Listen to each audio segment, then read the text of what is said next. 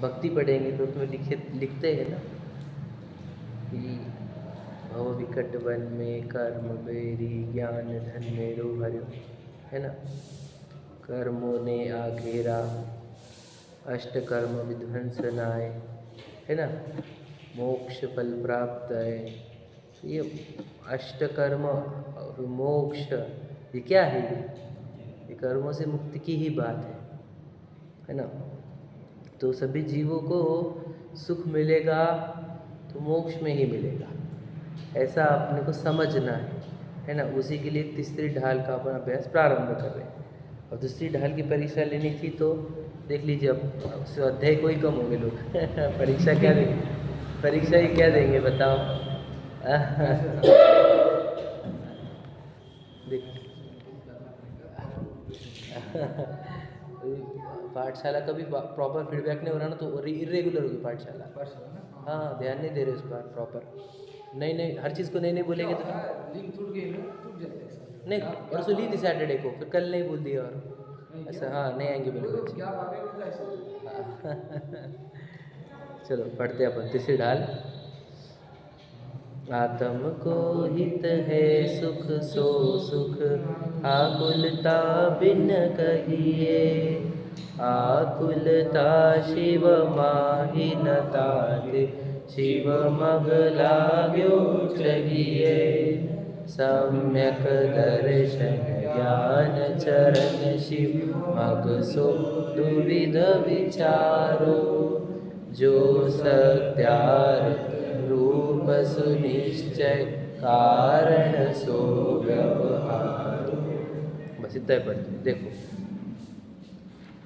अब क्या लिखा है। हमने कहा था कि पहली ढाल जो होती है, चलिए पहली ढाल जो है वो हमें ये बताती है कि ये जीव कर क्या रहा है अनंत काल से। तो उन्होंने कहा ये अलग अलग गतियों में जन्म और मरण, जन्म मरण ऐसा वो करते आ रहा है। कब से? वो कह रहे अनंत काल, काल अनंत निगोध मंझा।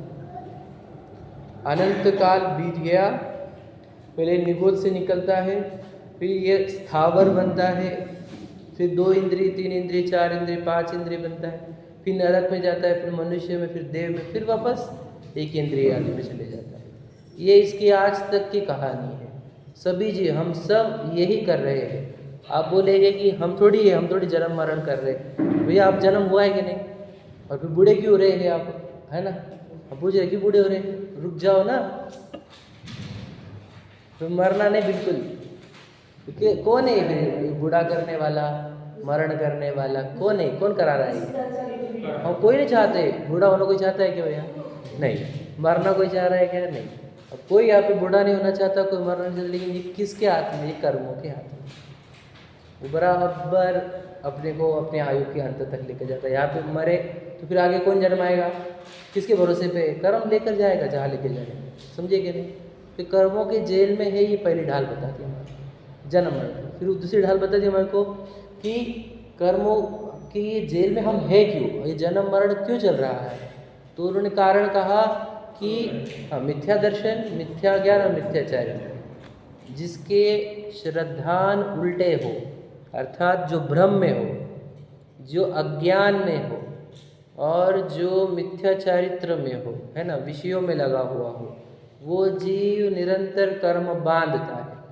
मिथ्या दर्शन से बहुत कर्म आते हैं, मिथ्या ज्ञान से कर्म आते हैं, मिथ्या चारित्र से कर्म आते हैं। तो ये कर्म आ रहे हैं, जब कर्म आएंगे तो फिर क्या होगा? वापस से ये चार गतियाँ चलती रहेगी। हम आपको पूछते हैं हम चार गतियों में है कि नहीं? अभी हम मनुष्य गति में ही है। देखो मनुष्य का शरीर है, समझे कि नहीं? अब बताओ ये बराबर वो हड्डी मांस का वैसा ही स्ट्रक्चर, वो स्केलेटन की डिज़ाइन हमने थोड़ी करी, बराबर है कि नहीं? वो हाथ देखो, ये पंजा, ये सब किसका डिज़ाइन है? ये गति है, कर्म है, वो ऐसे डिज़ाइनिंग करता है। मनुष्य रूप डिज़ाइन करी है उसने इस शरीर की, कर्मों के हाथ में है वो। तो उसने जन्माया है यहाँ पर, माँ बाप परिवार वगैरह दे दिया, समझे। और फिर अभी वो बुढ़ापे की ओर लेकर जा रहा है, फिर अभी मृत्यु की ओर लेकर जाएगा। तो ये कर्मों का है।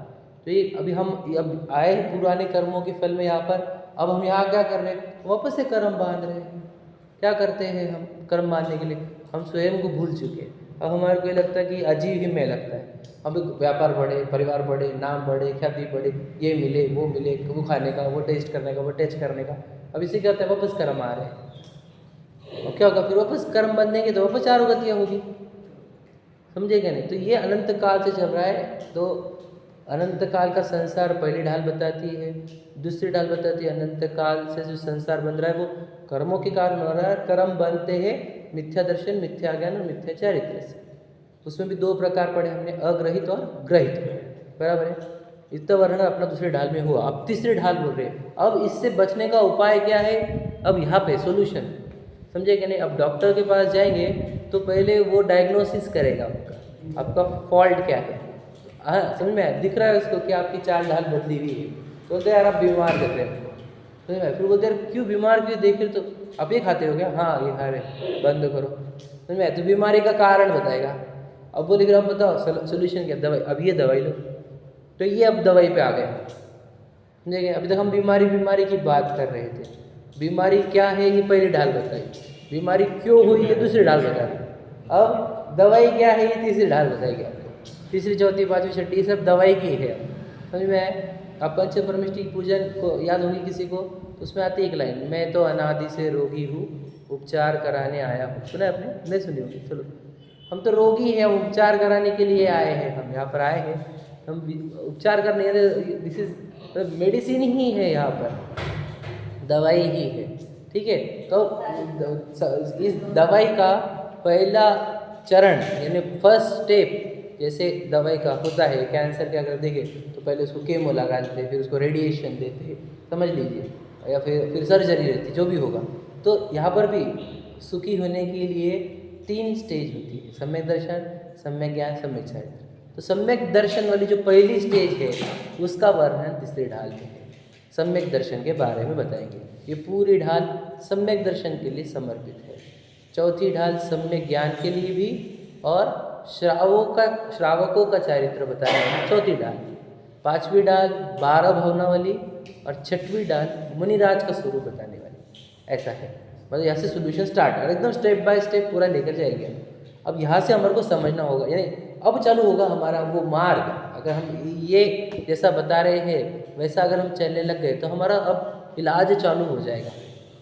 अब इलाज चालू हो गया तो याद रखना, बिल्कुल आप निरोगी हो सकते हो, लेकिन आपको क्या करना पड़ेगा, 2 चीज़ें, जो दवाई बोली है वो खाने की, और जो कुपथ्य बोले हुए वो टालने के समझे क्या नहीं, दोनों करने पड़े। तो कुपथ्य भी करते रहेगा और दवाई भी खाएगा तो भी सोल्यूशन नहीं आएगा, समझे क्या नहीं। जो कुपथ्य भी छोड़ने पड़ेंगे और दवाई भी लेनी पड़ेगी। खांसी की दवाई ले रहे हैं, नीम लिखा है। हाँ, इमली खा रहे थे, क्या फायदा तो कुपथ्य छोड़ने हैं, वो दूसरी डाल बता रही कुपथ्य क्या होते हैं, और तीसरी डाल बता रही दवाई क्या लेनी चाहिए।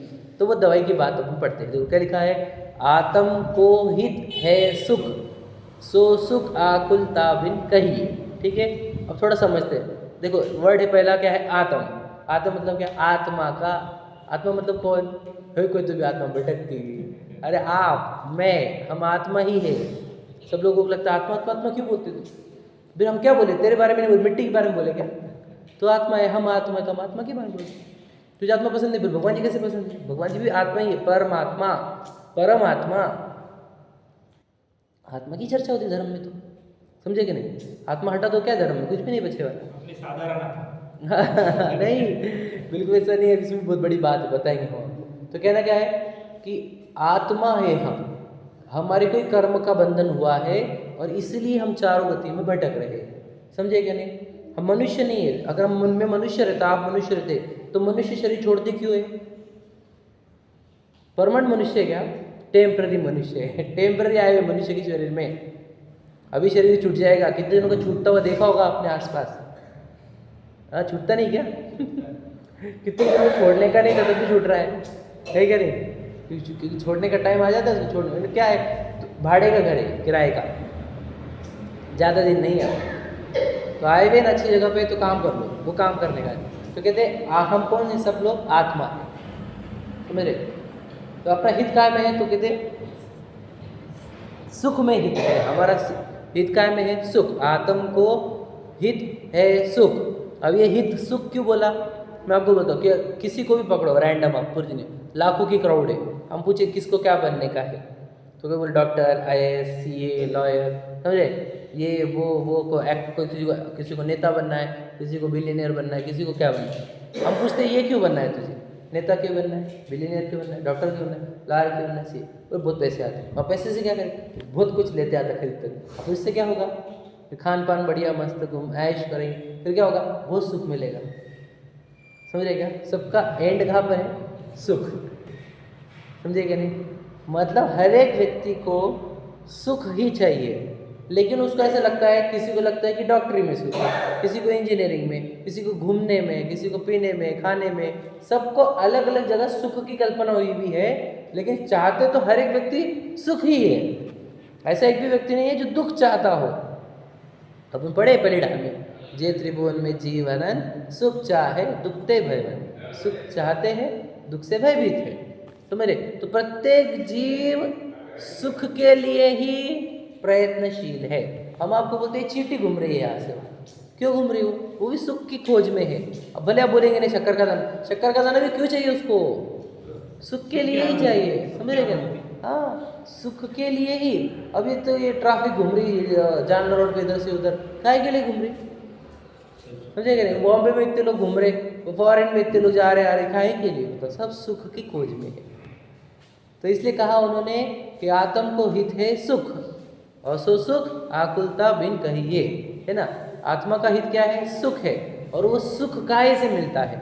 समझे, पहली बात समझे, आत्मा का हित है सुख, और सुख मिलता है आकुलता बिन। आकुलता बिन क्या मतलब, क्या, जहाँ आकुलता नहीं होती वहाँ सुख होता है। समझ में, जहाँ आकुलता नहीं होती वहाँ सुख होता है। सुख का डेफिनेशन क्या है, अगर आप देखेंगे जिनवानी की डेफिनेशन, सुख की डेफिनेशन उन्होंने ये दी हुई है, जो दुख नहीं है वो सुख है। समझे क्या, देखो फिर निगेटिव लैंग्वेज में, मतलब ऐसी लैंग्वेज नहीं, पॉजिटिव लैंग्वेज में कि ये सुख है, ऐसा नहीं, ये जो नहीं है ना वही सुख है। समझे कि नहीं समझे, मतलब क्या है, दुख का अभाव ही सुख है, ये डेफिनेशन दी हुई। क्यों ऐसा कहा, दुख के अभाव को ही सुख क्यों कहा, क्योंकि दुख से हम परिचित हैं। समझे क्या नहीं, नोन टू अननोन लेके जाते हैं, कभी भी याद रखना, सिखाने की टेक्निक ये होती है, नोन थिंग से अननोन थिंग तक लेके जाते हैं। तो नोन क्या है हमारे को, सुख है, परिचित है हम दुख से, फिर से दुख से हम परिचित है, तो दुख पहले समझाएंगे और कहते जो दुख नहीं है वो सुख है, जो दुख नहीं है वो सुख है। तो हमारे को वर्ड दिया उन्होंने आकुलता, तो आकुलता इज इक्वल टू दुख।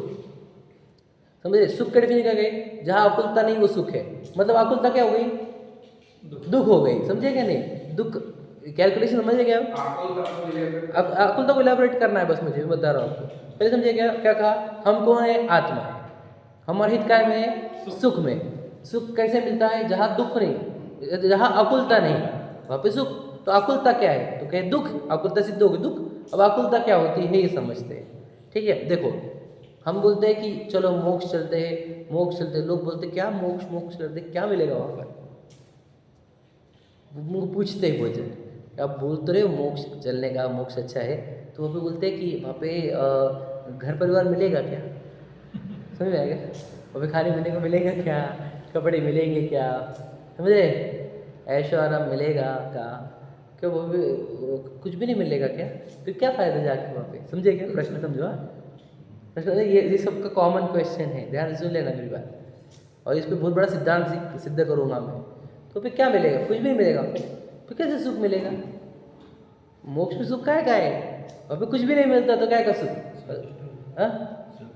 संतुष्टि। समझ में आया, तो वहाँ पर क्या है, सब तो नहीं, सब तो ये नहीं रहेगा, वो नहीं रहेगा, वो नहीं रहेगा, फिर मिलेगा क्या। यहाँ पर तो इतना बढ़िया सब चल रहा है, हमारा घर है, परिवार है, खान पान है, घूमना फिरना है, समझ में क्या, पैसे है, प्रसिद्धि है, सब है, पद है, तो हमारे पास सब अच्छा चल रहा है। ये सब छोड़ने का, मोक्ष जाने का, वहाँ पे क्या मिलने का, तो बोरिंग बोरिंग लगता है वो मोक्ष, तो है क्या नहीं, हमारे को बड़ा बोरिंग है वो, है ना। तो फिर अब हम उसको एक्सप्लेन करते हैं कि वो मोक्ष बोरिंग है क्या इंटरेस्टिंग है, अब उसको समझते हैं। देखो वो बोलेंगे अपनी पत्नी है क्या, तो हम बोलेंगे नहीं है, बोले फिर क्या फ़ायदा, मैं बोला वहाँ पे ना काम पीड़ा ही नहीं रहेगी तुझे, तो काम पीड़ा नहीं रहेगी तो पत्नी की आवश्यकता नहीं, वो भोजन रहेगा क्या, नहीं, क्यों, वहाँ पे भूख ही नहीं लगेगी, तो भूख लगेंगी तो भोजन लगता है, भूख ही नहीं लगेगी तो भोजन की आवश्यकता क्यों? मित्र रहेंगे क्या? मित्र नहीं रहेंगे क्यों? तुझे जब साथ की आवश्यकता होती है तब तुझे मित्र लगते हैं, वहाँ पे साथ की आवश्यकता नहीं पड़ेगी। समझ में आया क्या? वहाँ पे घर रहेगा क्या? नहीं। क्यों? तुझे घर पे रहने की इच्छा नहीं रहेगी वहाँ पे, इसलिए तुझे वहाँ पे घर भी नहीं रहेगा। ध्यान सुन लेना, समझ रहे क्या बात? फिर वहाँ पर वो क्या रहेगा? फिर वहाँ पे कुछ पिक्चर, मूवीज, घूमना फिरना, गार्डन्स, समझे क्या? बोले नहीं, तुझे इन सब की तड़पन ही नहीं होगी तो तुझे वो चीज़ें लगेंगी ही नहीं। अब फिर भी नहीं समझा? मैं समझाता हूँ आपको। देखो, हमारे को लगता है कि हमारे को अगर भोजन मिलेगा तो हमारे को अच्छा लगेगा, वहाँ पे बढ़िया टेस्टी भोजन मिलना चाहिए। तो बता देता हूँ, जब भी हम भोजन करते हैं, जब भी, उसके पहले आपको कर्मों द्वारा तड़पाया जाता है। शुद्धा वेदनी बोला जाता है उसको। वो तड़पा के छोड़ता है। अब आपको वो अनबेरेबल पेन हो जाता है, जो असहनीय पीड़ा होती है। उस पीड़ा का शमन करने के लिए हम भोजन के पास जाते हैं। ध्यान से सुनना सर, बहुत इंपॉर्टेंट बात है जो मैं बता रहा हूँ, मैं एकदम लॉजिकल दे रहा हूँ आपको समझना होगा। याद रखना, आप भोजन के पास डायरेक्टली नहीं गए हुए हो, आपको पहले शुद्धा वेदनी ने, उस कर्म ने तड़पाया हुआ है। वो जो तड़पन क्रिएट करता है तो हम बोलते भूख लग गई, भूख लग गई, भूख लग गई, समझ में? तो वो तड़पन हमारे को असहनीय हुई है, वो तड़पन असहनीय हो गई, इसलिए हम भोजन के पास गए। समझे क्या लॉजिक? बिना वो तड़पन के आप भोजन के पास जाते नहीं। समझ लीजिए आपको शुद्धा वेदनी सताने रही, कोई बोल रहा खा ले, तो बोले मैं बिल्कुल भूख नहीं, मैं फेवरेट आइटम भी बता रहा हूँ, ले ले ले, मेरे को नहीं चाहिए, भूखी नहीं। तो बताओ वो आइटम कुछ नहीं है, तड़पन। लॉजिक समझ रहे? बहुत इंपॉर्टेंट बात है ये। अब बोलेंगे ये तड़पन क्या है? इस तड़पन का ही नाम आकुलता है। आकुलता, हाँ, आकुलता जो पूछे ना आप, समझ में आया? ये तड़पन। और समझो कि हमारे को वहाँ पे पत्नी नहीं रहेगी क्या? पति नहीं रहेगा क्या? तो वहाँ पे देखो, वो काम पीड़ा पहले तड़पाती है, तब तू पति और पत्नी के पास जाता है, बराबर है? वहाँ पे तुझे तड़पन ही नहीं होती। वहाँ पे जब काम पीड़ा होती है तो तड़पन क्रिएट होती है, तड़पन करे बाद अनबेरेबल पेन होता है तो भागता है पत्नी के पास, पति के पास, जो भी है। तो फिर वो तड़पन ही नहीं होगी, मतलब वो आकुलता ही नहीं रहेगी वहाँ पर। समझ में आया? जो हमें घर में रहने की तड़पन उत्पन्न होती है, हमको सर्दी गर्मी सहन नहीं होती, तो यहाँ पे तड़पन होती है पहले सर्दी की, गर्मी की तड़पन हुई है। वो तड़पन से बचने के लिए तू चाहता है कि घर हो, है क्या नहीं? समझ रहे? तो वहां पर एक कण की भी तड़पन नहीं होगी, इसलिए वहां दुख नहीं होगा। तो क्या होगा? सुख ही सुख होगा। समझे क्या नहीं समझे? समझ रहे?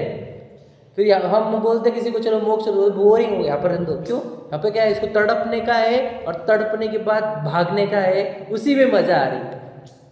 मतलब समझ में? पहले जख्मा करने की और फिर बैंडेड के लिए भागने का, और बोलो कितनी बढ़िया मजा आ गया, वाह कितना अच्छा लग रहा है बैंडेज लगा के। समझ रहे क्या?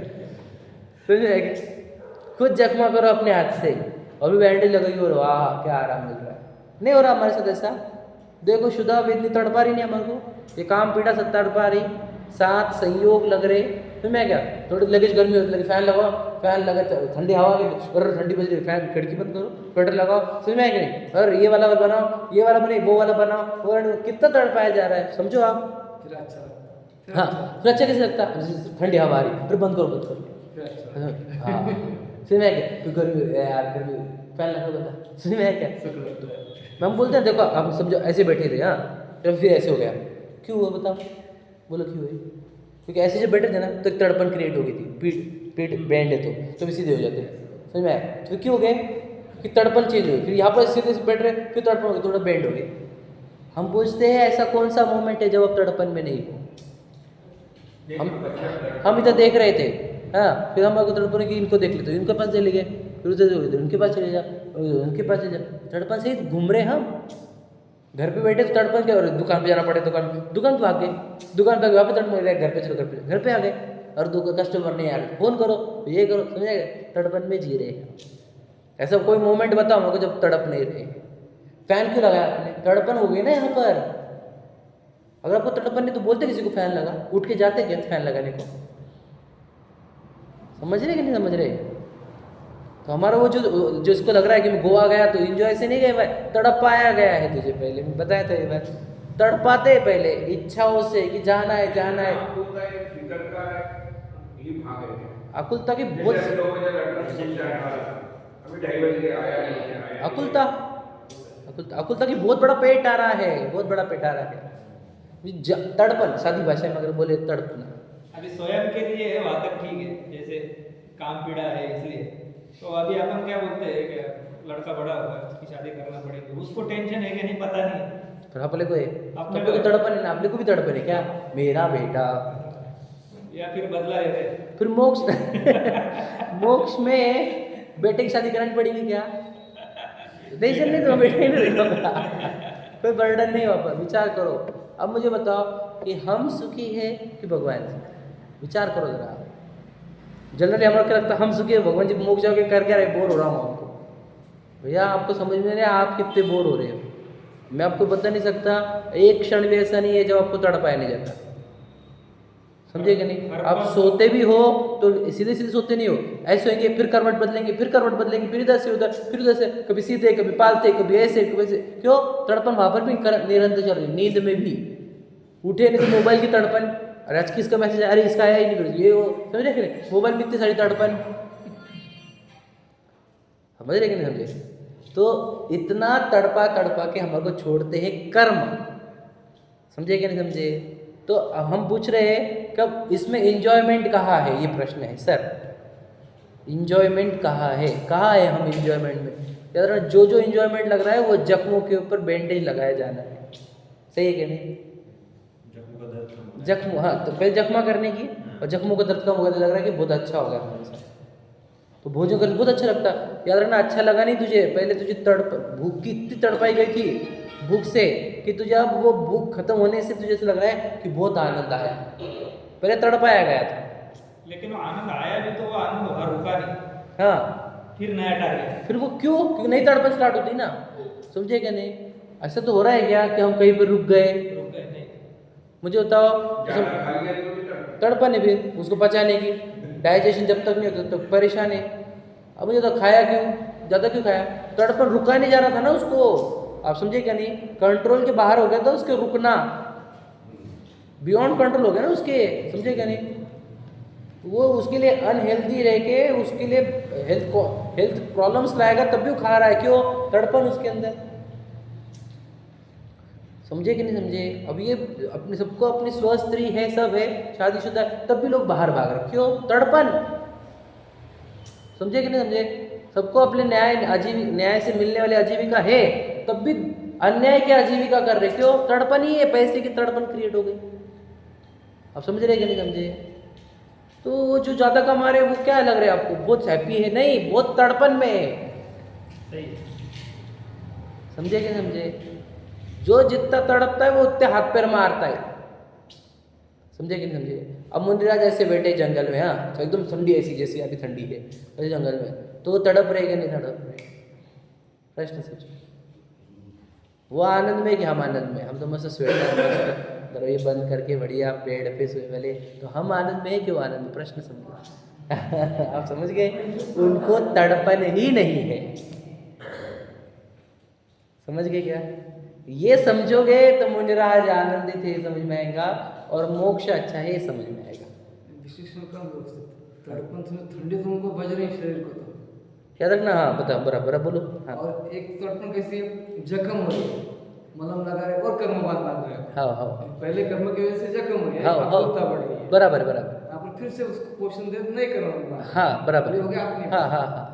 अब गुरुदेव मुनिराज के केस में क्या हो रहा है, ठंडी बज रही है, तो पूर्व कर्म के फल से समझो ठंडी आ रही है, अब नया कर्म नहीं बांध रहे हैं, कैसे बोलो, वो पुराने कर्मों के कारण समझो संयोग आए, ठंडी आ गई, किसी ने उपसर्ग किया, समझ लीजिए, तो अंदर तड़पन होने देते नहीं और उसका इलाज करते नहीं, ये हो गया नया, फिर अब नया बंधन होगा नहीं, समझे कि नहीं। अब हमारे को थोड़ी ठंडी ठंडी ठंडी, भैया तो जितना ओवर रिएक्ट करेगा उतने कर्म बंधेंगे तुझे। हम बोलते थोड़ी सहनशीलता बढ़ा भैया, तो जितना चिल्लाएगा कि अरे ऐसा क्यों, अरे ऐसा क्यों, अरे ऐसा क्यों, देखो उतने कर्म बंधन हो रहे हैं, समझ रहे कि नहीं? तो हमको क्या करना होगा इसमें? पूर्व कर्म के फल है ना, शांति से रहे, नया तो कर्म बाजू मत। समझ में एग्जाम आया? देना है। हाँ देना है, एग्जाम है बस, और क्या है? पुराने कर्म के फल आए हुए तो शांति से रहे, नए कर्म बांधो मत। समझ में आया कि नहीं? और क्या बोलना है? फिर तड़पाओ मत, तड़पाओ भी मत, खुद भी तड़प मत, किसी और को भी तड़पाओ मत, आसपास के लोगों को। समझ में आया कि मतलब दुखी मत हो, आसपास के लोगों को दुखी मत करो। तो समझ में, सुख कहाँ है? जहाँ दुख नहीं है वहाँ सुख है, जहाँ अकुलता नहीं है वहाँ सुख है। तो कहाँ है अकुलता नहीं? जहाँ अकुलता ही नहीं है तो मोक्ष में। क्यों? मैं बताता हूँ कि यहाँ पर आपको भूख लगी ना, वो भी कर्मों के हाथ में। शुदा वेदनी नाम, वेदनी में शुदा वेदनी। अगर काम वासना सता रही है तो चारित्र मोहिनी कर्म में एक पुरुष वेद होगा या स्त्री वेद होगा, उससे वो काम वासना सता रही है, मेरे कर्मों के हाथ में होगी। समझ में आया क्या? आपको परिवार वगैरह अच्छे लग रहे, क्यों लग रहे? मोहनीय काम कर रहा है। समझ में आया? आपको धन की इच्छा हो रही है, धन नहीं मिल रहा है पूरा, वो अंतराय कर्मों के हाथ में। मतलब यहाँ पे जो भी तड़पन हमारे अंदर उत्पन्न हो रही है वो सब कर्म उत्पन्न करते हैं। समझे कि नहीं समझे? दुख कहाँ से आता है? कर्मों के खेल से आता है, कर्मों के खेमे में से आता है। समझे कि नहीं? तो जहाँ कर्म नहीं होंगे वहाँ तकलीफें ही उत्पन्न नहीं होंगी, तड़पन उत्पन्न नहीं होंगी, इसलिए वहाँ सुख ही सुख होगा, कर्मों का नाश होने पर। तो आज हाँ, फिर मैं तो बोल रहा ना, इच्छा ही नहीं है वहाँ पर, तो दुख कहाँ से होगा? समझे कि नहीं समझे? तो इच्छा उत्पन्न कराने में निमित्त कौन है? कर्म। कर्म के निमित्त से इच्छा होती है, इच्छा से तड़पते तड़पते से फिर क्या होता है? फिर तड़पन का इलाज करेंगे, फिर क्या होता है? सोचो हमने कितने बार खा लिए, तो फिर वापस भूख लगती है, फिर वापस खाओ, कब तक चलेगा ये चक्कर? शुदा रोग विनाश का, इसलिए तो बोलते हैं बंद करो शुदा रोग। शुदा को रोग बोल रहे हैं यार, फिर और टेस्टी खाने का भी है। रोग लगा क्या हमारे को? वो नहीं लगा, ऐसा लगता है this is my favourite thing. अरे भैया वो बीमारी लगी तुझे, शुदा वेदनी अंदर से वो तड़पाती है, इच्छा होती है, सहा नहीं जा रहा इसलिए खा रहा है, और वो खाना आनंद नहीं है, बैंडेड है। समझ में? तो सुख कहाँ होगा? जहाँ कर्म नहीं, कर्म तड़पाएंगे नहीं, तड़पाएंगे नहीं तो आकुलता नहीं होगी, आकुलता नहीं होगा तो सुख ही सुख होगा। मतलब इच्छा का अभाव ही दुख का अभाव है, बस वही मोक्ष। इच्छा का अभाव मतलब आकुलता का अभाव, आकुलता का अभाव मतलब दुख का अभाव, दुख का अभाव मतलब सुख, सुख ही मोक्ष है। भैया जब अपन साता वेदनीय का भोग करते हैं, हाँ, तो उस समय आकुलता को कैसे समझेंगे? हाँ, साता वेदनी मतलब क्या चल रहा है? प्रॉपर्टी अच्छी है हमारे पास, खा पी भी बहुत लिया आपने, समझे? सब कुछ, फिर अब क्या? चलने ना जाए, चोरी ना हो जाए, कोई मांगने को ना आ जाए, एम्प्लॉय धोखा ना दे, बच्चा ही धोखा ना दे, समझ में आ गया? वहाँ भी आकुलता है, फिर ये बना रहे हमेशा, समझेगा? चलाना चाहे, चलाना चाहे, चलना चाहे, ये आकुलता रहती है। अब जब जिसको खाने को नहीं मिला उसको तड़पन क्या है? खाने को मिल जाए। और जिसको खाने को मिल गया वो बहुत खा के तड़पन में, अरे बहुत खा के, समझ रहे? तड़पन तो हर जगह है।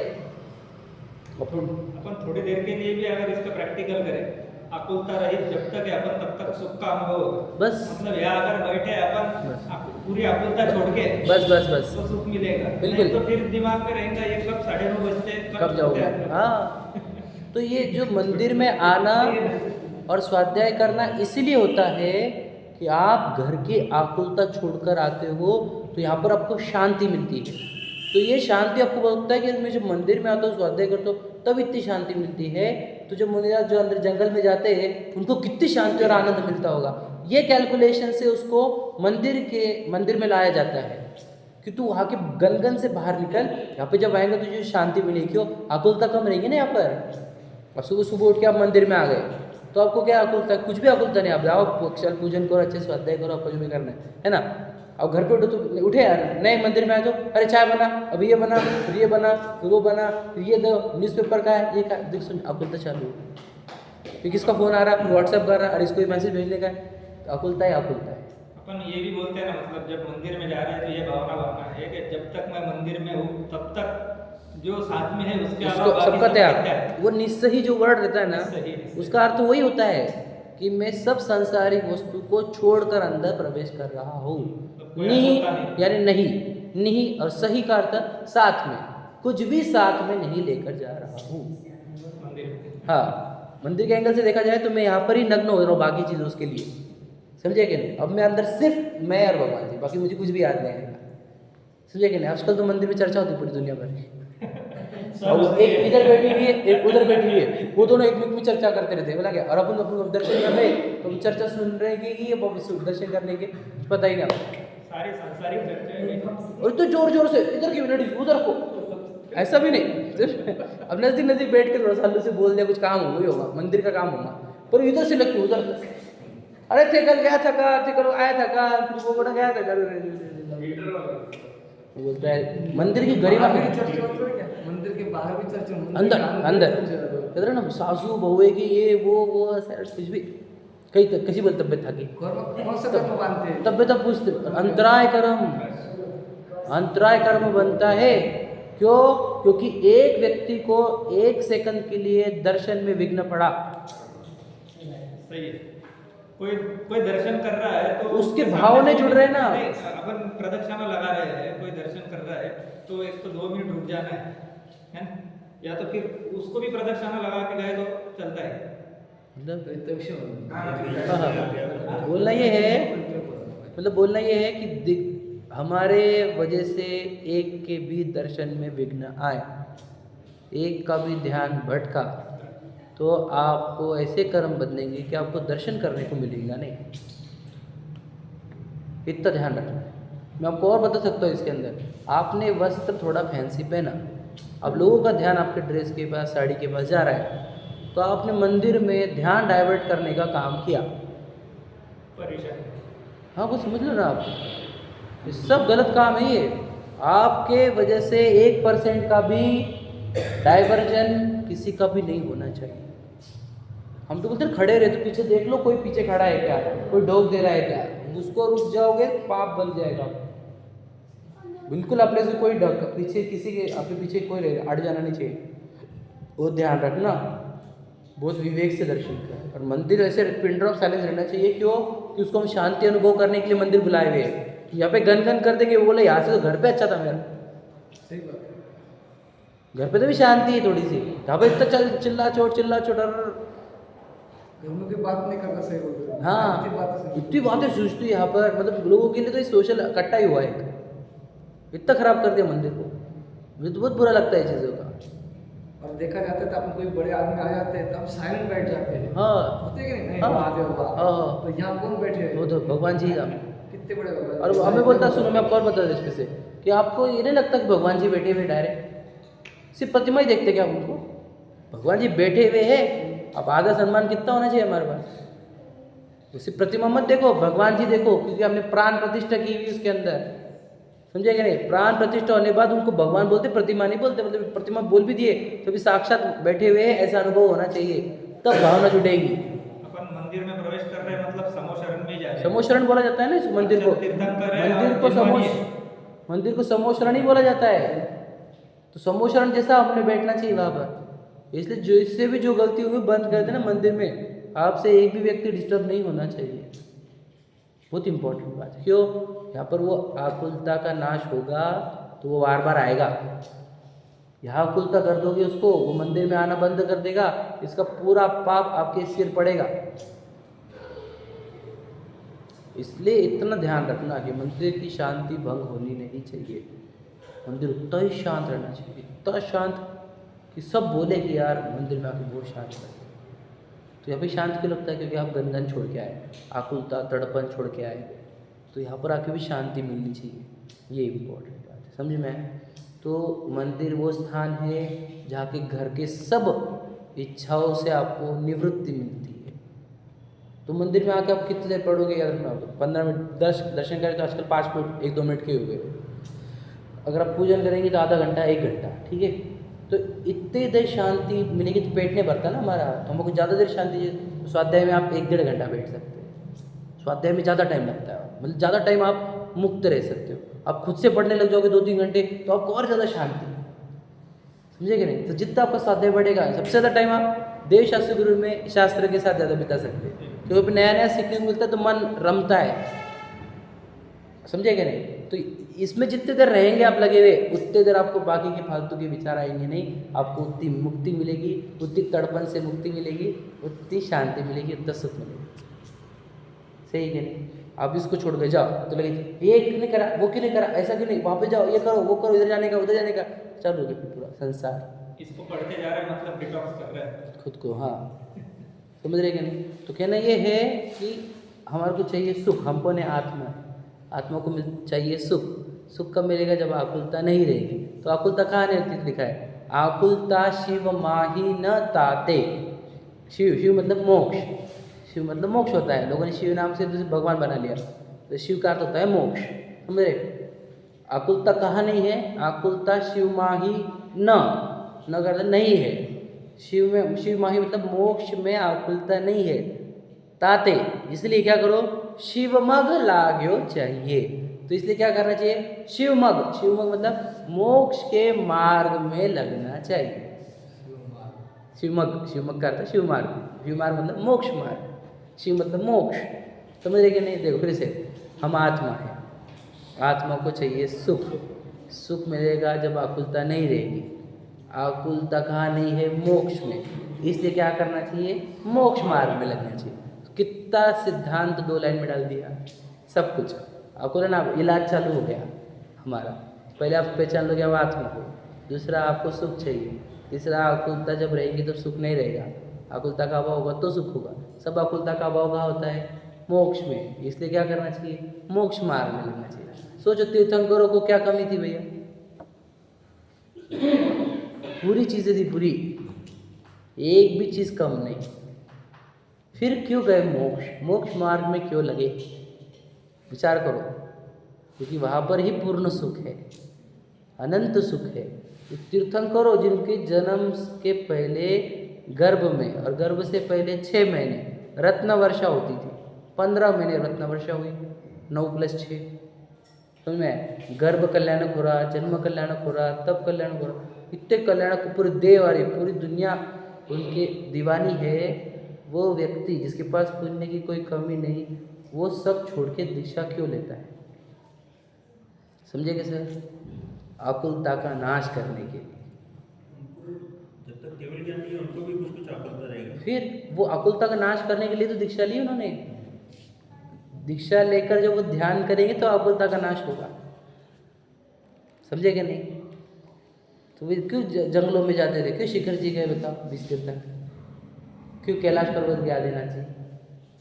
विचार करो आप, क्यों ऐसी जगह पे क्यों? No man's land, no disturb, समझ रहे कि नहीं? नो डिस्टर्बेंस एट ऑल, एक भी डिस्टर्बेंस नहीं चाहिए हमारे को। क्यों? हमारे को मोक्ष को साधना है, मोक्ष मार्ग पर लगना है। तो तीर्थंकर जैसा जी, जिसकी ज़िंदगी में कोई तकलीफ नहीं वैसी लौकिक वाली, लेकिन अंदर की आकुलता समझ में आती है उनको, आकुलता चल रही है, तड़पन का अभाव करना है ना? तो फिर वो तड़पन जब तक अभाव कब तक रहेंगी? जब तक कर्म रहेंगे। तो कर्मों का नाश करने के लिए, तड़पन का नाश करने के लिए दीक्षा लेते हैं। दीक्षा लेके क्या करते हैं? दीक्षा लेने के बाद सभी तीर्थंकर एक शब्द भी बोलते नहीं, मौन लेते हैं। सुना है तुमने एक बार? दीक्षा लेने के पहले क्या बोलते हैं वे?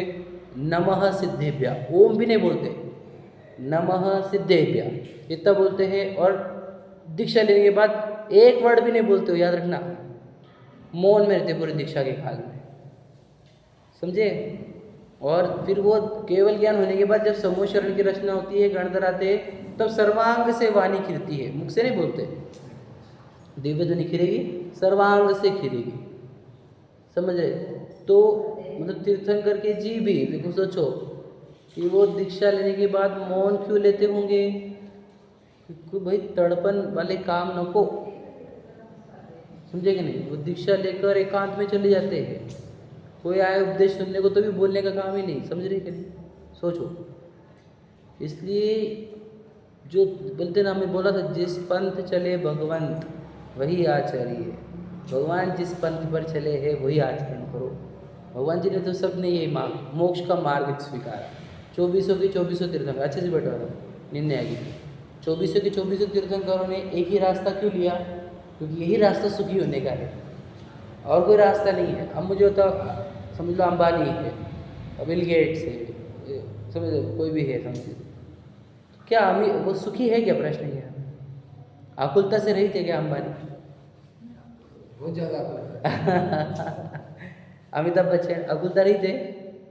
विचार करो, एलन मस्क, तो ये आकुलता से रहित है क्या? बताओ। कितना मास में जाने की टेंशन है। हाँ, आकुलता कितनी लोगों के अंदर है, तो फिर ये सुखी है क्या? तो पक्का कर लो कि जिनके आकुलता नहीं वही सुखी, मतलब कौन? हमारे भगवान और हमारे मुनिराज, वही सुखी है। और एक भी व्यक्ति संसार में सुखी नहीं है। कहूँ न सुख संसार में सब जग देखियो छान। हमने एक एक को छान के देखा, सब तरफ देख रहे थे आकुलता ही आकुलता। अमीरों को देखो वो आकुलता, एक्टर को देखे वो आकुलता, नेताओं को देखे वो आकुलता वाले, बिलियनर को देखा वो आकुलता वाले, और कोई तो बिना आकुलता वाला मिला ही नहीं। जब हमने भगवान जी को और मुनराज को देखा तो मुझको लगा यार ये तो एकदम निराकुल है, इनके अंदर कोई आकुलता ही नहीं। तो हमें लगता है यार ये है रास्ता, ये सुखी होने का रास्ता, समझे कि नहीं? और कोई रास्ता नहीं है। तो हम हमारे को दर्शन करने को बुलाए थे बचपन से ही, जिनेंद्र भगवान के सामने लेकर आए। क्यों लेकर आए? बोलो बोला, क्यों लेकर आए? आपको आकुलता से रहित जीव दिखाने के लिए समझे कि लॉजिक समझ रहे हैं क्या? देखो उनकी प्रतिमा जो ऐसी है वो क्या बता रही है? देखो आकुलता किंचित भी नहीं, उनके मुद्रा देख लो आप। अगर आकुलता रही तो बैठ पाते कैसे? मैं आपको बताऊँ, आपको सिर्फ मैं बोला ना कि आपको 1 घंटा इस हॉल में बैठना है और आपको मोबाइल मिल देंगे हम, समझ में करें तो 1 घंटा आपको बैठना कुछ अकेले। हाँ, तो क्या होता है हमारे को बोलो? तो हमारे अंदर जो चालू होता है ना कि चलो यार बोर हो रहा, अरे यार मोबाइल भी नहीं है, ये वो सब आकुलता ही है। कभी प्रकट हाँ, नहीं स्वाध्याय की नहीं, आप सुना रहे, आप वो तो भी ठीक है, आप सीख रहे हो। अकेला बैठने को बोला, अकेला, और मोबाइल भी नहीं और किताब भी नहीं देंगे हम, तो रह पाएंगे क्या? क्यों? कौन उठाता है हमारे को? आकुलता उठाती है हमारे को। और वो मुनराज अकेले में जंगलों में अकेले कैसे बैठे बोलो? आकुलता नहीं थी, समझे कि नहीं? तो जिनको आकुलता नहीं रहे वो बैठ सकते हैं शांति से। तो आपको जिनेंद्र भगवान के दर्शन करने के लिए इसलिए बुलाए थे कि आप ऐसे जीव को देखो जो आकुलता से रहित है, जिनको किंचित भी आकुलता नहीं है। जब हम ऐसे आकुलता से रहित व्यक्ति को देखते हैं तो हमारे अंदर भी भावना होती है कि मैं भी ऐसे आकुलता का नाश करूं, आकुलता का नाश करूं और मैं भी ऐसे सुखी हूँ। दुनिया में पता है क्या? एक एग्जांपल बता रहा हूँ। दुनिया में ऐसे बोला जाता है लौकिक में कि सुबह सुबह अगर गाय को देखेंगे तो तुम्हारा दिन अच्छा जाता है, मन शांत होता है। क्यों? देखो as compare to other animal गाय थोड़ी शांत रहती है, बराबर है कि नहीं? तो उसको देखने से थोड़ी शांति मिलती है, इस एंगल से लोग ने पालना चालू कर दिया गाय को, ठीक है? तो जो गाय की शांति देखकर तुम्हारे को शांति अनुभव हो रही, हम आपको परम शांत व्यक्ति दिखा रहे हैं, जीव जो पूरी दुनिया में सबसे ज़्यादा शांत है। तो आपको कितनी शांति का अनुभव होना चाहिए था, वो हो क्यों नहीं रहा? कि हम देख नहीं रहे प्रॉपर। बोलो क्या बोल रहे थे?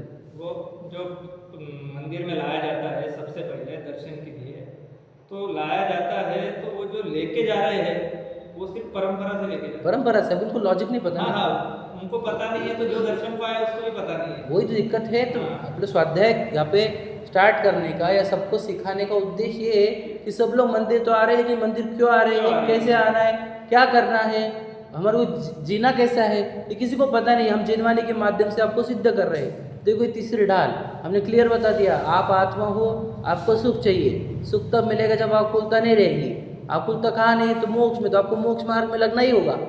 अगर आप नहीं लगोगे तो याद रखना आकुलता तोड़ पाए। याद रखना आज तो मनुष्य में है, ऐसे पुण्य का उदय चल रहा है तो आपको कुछ तड़पन समझ में नहीं आ रही। यहाँ पे ऐसी आंखें बंद होगी, एक इंद्रिय में जाएंगे, पूरे जीवन चीखने के लिए आवाज नहीं रहेगी, इतनी तड़पन होगी, कोई सुनेगा नहीं चीखे हमारी। याद रखना अकेले अंदर के अंदर चीखते रहेंगे लेकिन मुख भी नहीं देंगे एक्सप्रेस करने को। इतना डेंजर है ये संसार। इसलिए तो बोल रहे हैं हम आपको कि इसमें मोक्ष मार्ग में लगने के सिवा और कोई उपाय नहीं है। एकमात्र यही उपाय सुखी होने का। आप मत लगो, याद रखना अनंत काल बाद यही बात सुननी पड़ेगी आपको कि मोक्ष मार्ग में लगो। मान बहुत लंबा है। एक मनुष्य भाव को खोना तो अनंत काल तक आप खुद को लिए संसार खोल के रख दिया आपने। ये भाव खोने योग्य नहीं है, ये एकदम सार्थक करने जैसा है। आपको बोले तो पीछे जो सुमेरु पर्वत हो गए दीक्षाओं के, इतने गुरु हो गए, इतने बार हम मुनि बन चुके हैं, समझे क्या नहीं? तो कहना क्या है, अब हमारे को मोक्ष मार्ग में लगने के सिवा कोई उपाय नहीं। आप मत लगो, हम जेल में रहोगे। अब याद रखना, यहाँ पर इतनी तड़पन चल रही, सोचो पुण्य के उदय में हमको इतनी तड़पन है। हाँ, तो जब हमारे पुण्य के उदय खत्म हो जाएंगे तो कितनी तड़पन होगी। जैसे बोलता हूँ घाटी में चक्कर मार के आओ, क्या देखो जरा तड़पन क्या रहती है। गरीबों की गली में चक्कर मार के आओ, समझ में आएगा। झोपड़ियों में चक्कर मार के आओ, तड़पन क्या बताएंगे हम आपको। वो तो पुण्य का उदय हमको देखने दे रहा नहीं, वो तड़पन जानबूझ के वो बोलते देख लेगा, समझेगा नहीं। छुपाया जा रहा है, हिडन किया जा रहा है फैक्ट्स को। दुनिया की सच्चाई क्या है पता है? देखो पुण्य के उदय वाले 1% होते हैं, 99% तो तड़पन वाले ही होते, पाप के उदय वाले। अब वो 1% में आते हैं, इसे हमको समझने रहा कि दुनिया संसार आसार है। अभी देखो सबको प्रॉपर्टियाँ हैं, सबके पास गाड़ी बंगले, तो बोलते क्या कुछ लगने का मोक्ष में एंजॉय करो। ऐसे हो गए लोग तो, क्या को क्या भाई एंजॉय करो, क्या किसने देखा संसार मोक्ष, किसने देखा नरक स्वर्ग, ऐसे बोलते लोग। सही है नहीं? किसने देखा भाई, जानते हो एंजॉय कर रहे, तुम्हारा क्या स्वाध्याय एक बार लाइफ में ये है। हाँ, आप सोचो स्वाध्याय नहीं आएंगे अगर। अभी देखो यहाँ पर हो रहा है कॉलोनी में, तो भी नहीं आ रहे लोग। अब क्या बोले, वो योग्यता चाहिए ना उसको, भाग्य लगता कान पे पढ़ने के लिए जिनवानी, सबके भाग्य नहीं होंगे वैसे, है कि नहीं? हाँ बराबर, विचार करने की शक्ति थी तो भी विचार नहीं किया, अपॉर्चुनिटी मिस कर दी। हमें बता दो एग्जाम्पल, आपका 2 लड़के, एक लड़का यहाँ पढ़ा IIT एग्ज़ाम दे रहा था, फेल हो गया, और एक बच्चा कोटा पढ़ने को गया, वो IIT की एग्ज़ाम दे रहा था, वो फेल हो गया। आप किसको ज़्यादा दोषी मानोगे, यहाँ वाले को क्या कोटा वाले को? क्यों? समझ गया? तो समझो अभी समझे दूसरा अजैन व्यक्ति है, वो मोक्ष नहीं जा रहा, और हम जैन व्यक्ति हैं, हम मोक्ष मार्ग में नहीं लग रहे, वो भी मोक्ष मार्ग में लग रहा है। किसको दोष ज़्यादा लगेगा, विचार करो। हम कोटा में नहीं आए हुए, हम तो आप उधर ना जैन धर्म में आए हुए, दुनिया की सबसे बड़ी ज़बरदस्त स्कूल में आए हुए, हम सर्वोत्कृष्ट स्कूल में आए हुए हैं, जहाँ पे तीर्थंकर टीचर है, उनकी वाणी की बुक्स है यहाँ पर, और हम वो पढ़ नहीं रहे, तो हमारी सोचो पनिशमेंट छोटी देंगे हमारे को। वो कोटा वाले को तो धोएंगे हम, पूरे तरह को, तो इतना खर्चा करके हमने कोटा भेजा, तो भी तो फेल हो गया, समझेगा नहीं? तो हमारे को भी कर्म धोएंगे। देखो मनुष्य बनाया था, संगी पंचेंद्रिय बनाया था, घर परिवार सब अच्छे दिए थे, कोई तेरे को धर्म करने के लिए रोकने वाला नहीं था, तब भी तूने क्यों नहीं किया? तूने ये अपॉर्चुनिटी लॉस करी, अब तुझे तो पनिशमेंट मिलेगी, समझ में आएगी नहीं? फिर वो छोड़ते नहीं, फिर बोलते इतने याद रखना, ये सीट अगर किसी सही व्यक्ति को मिलती तो वो कर लेता, तो जो ये सीट मिली तूने इसका मिसयूज किया है, गेट लॉस्ट। अब जैनी सीट मिलेगी नहीं तुझे, आरक्षण अनंत काल तक तुझे जैन सीट नहीं मिलेगी, क्योंकि जैन धर्म का अभिनय करके गया है यहाँ से। समझ लीजिए वो कोटा वाले हैं, हाँ, अब वो रिजल्ट डिक्लेयर करते हैं, हमारे इतने बच्चे पास होते थे, तो दिख रहा है ये बच्चा फेल हो रहा, तो फेल होने वाले बच्चे लेते नहीं भी, कुछ जो अच्छे इंस्टीट्यूट ने होगा करते, पहले टेस्ट लेती इनकी, कि ये जिसके अंदर कैलिबर है उनको उठाती हो। क्यों? कि भाई तुम फेल होंगे, हमारे इंस्टीट्यूट का नाम बदनाम होगा, समझे कि नहीं समझे? तो अगर इंस्टीट्यूट में से कोई बच्चा फेल होता है तो नाम किसका बदनाम होता है? इंस्टीट्यूट का। तो अभी किसका नाम बदनाम कर रहे हैं हम? खुद का नहीं। समझ लो आप कि जैनी लोग भी कुछ काम के नहीं देते। ये बात तो सही है। तो इसलिए बोल रहा हूँ मैं कि अरे आप पे आपकी खुद की जिम्मेदारी नहीं है। गलत व्यवहार, गलत आचरण, ये निश्चित ही सभी समाज के लिए बहुत सभी फिर क्या है, जैन लोग क्या है, जैन लोग तो आप खुद का बर्बाद नहीं कर रहे नाम, हम जैनिज्म ही बर्बाद कर रहे हैं।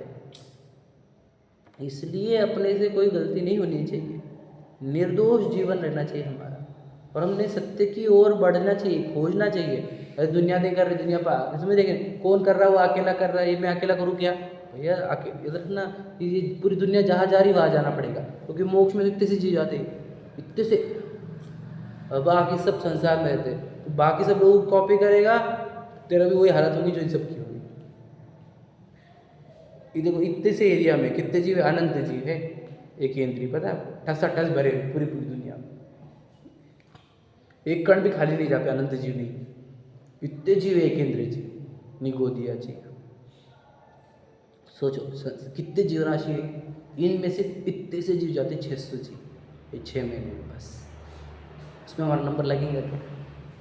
हम ऐसे जिएंगे तो हमारा नंबर लगेगा? हमारा नंबर नहीं लगेगा फिर। समझ रहे हैं? इसलिए कह रहे हैं बहुत इम्पोर्टेंट है। ठीक है, तो फिर मोक्ष का मार्ग क्या है?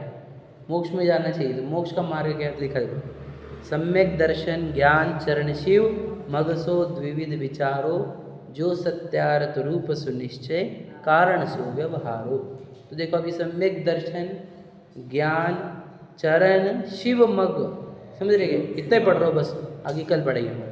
सम्यक दर्शन सम्यक ज्ञान सम्यक चरित्र ही मोक्ष का मार्ग है।